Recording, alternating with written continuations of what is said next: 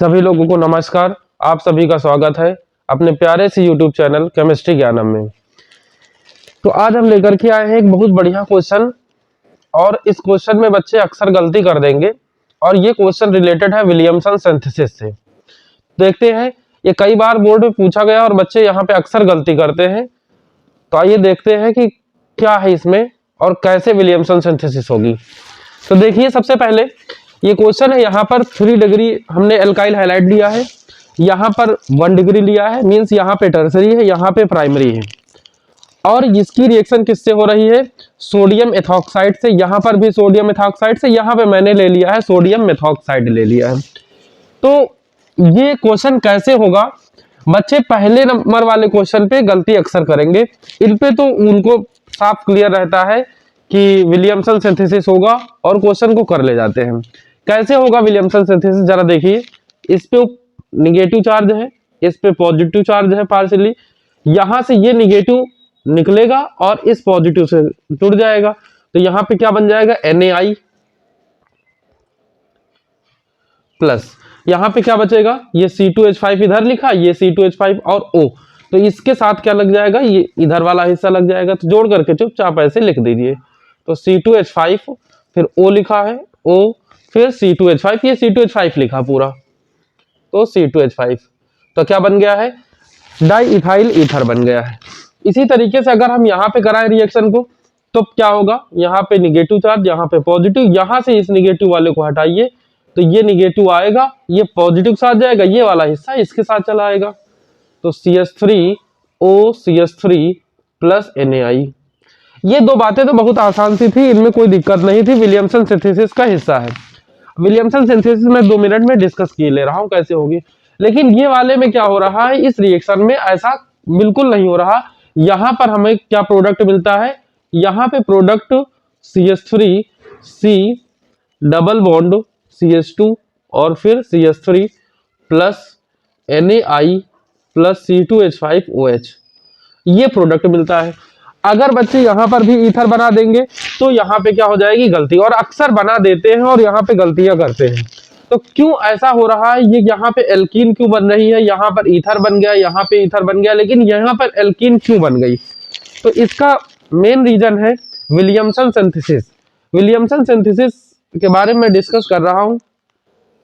Williamson synthesis, Williamson synthesis में क्या होता है? प्राइमरी एल्काइल हैलाइड, ये है प्राइमरी एल्काइल हाइड, कोई भी प्राइमरी एल्काइल हाइड ले लो, इसकी रिएक्शन होती है सोडियम एल्कोक्साइड से। सोडियम एल्कोक्साइड, तो क्या बनेगा?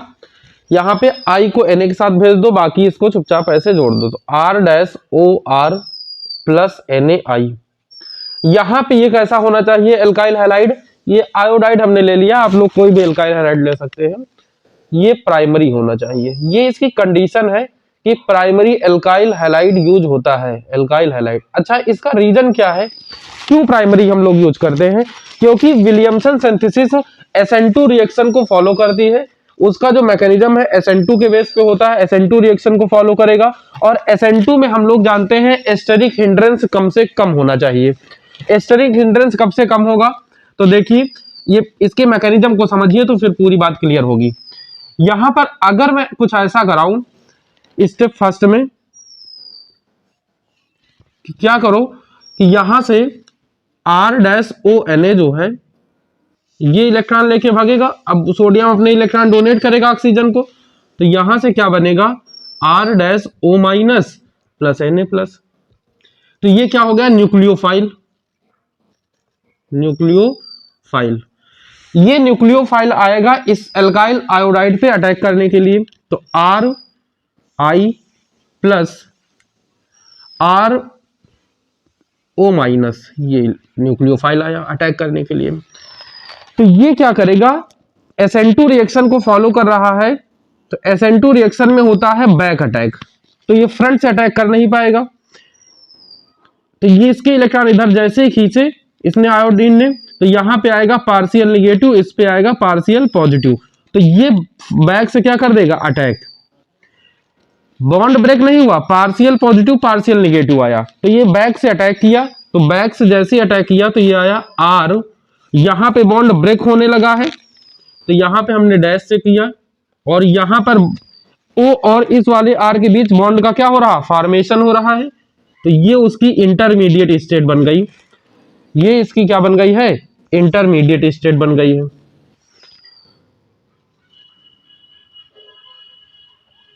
ये देखिए ये इंटरमीडिएट स्टेट बन गई है। फिर क्या होगा आगे, ये आई का बॉन्ड पूरी तरीके से ब्रेक हो जाएगा, और यहां पे पूरी तरीके से क्या होगा, मैं यहां लिखे दे रहा हूं बॉन्ड का फॉर्मेशन और यहां पे बॉन्ड की ब्रेकिंग। तो आगे स्टेप में क्या होगा, ये आई अपना पूरा माइनस लेकर के आई माइनस लेके चला जाएगा, और यहां पे क्या बन जाएगा, ईथर। तो R O R dash O R plus I minus, ये आई माइनस निकल गया है।